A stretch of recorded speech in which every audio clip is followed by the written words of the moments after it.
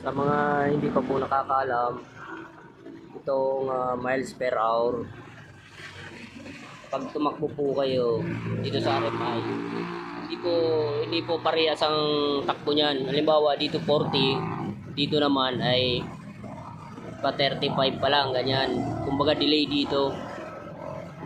So, kailangan lang gawin ay ito, pindutin lang po ito na hold sa kanan para mag kilometers per hour. Tingnan nyo po ito, magbabago po yan. Kailangan hold lang po ito, pindutin lang na matagal. Yan. Yan. Pagka nag kilometers per hour na yan, parehas na yung takbo ng dalawang na yan. Kasi kadalasan ngayon sa RFI, hindi nagsasakto yung takbo niyan. Nangyayari po yan pagka natanggal po yung battery ng RFI natin. Magbabago po yan, magaganyan po yan, magma-miles per hour po yan. Ganyan. So hindi magkapareho ang takbo niyan. Delay ito, hindi sakto parehas. Para maging sakto, pindutin lang po ito ng matagal, hold, para mag kilometers per hour. Yan, ganyan po.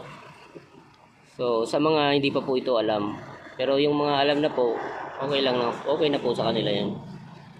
Kailangan lang i-hold to para maging kilometers per hour. Yan. Maraming salamat po. Papalo na lang po.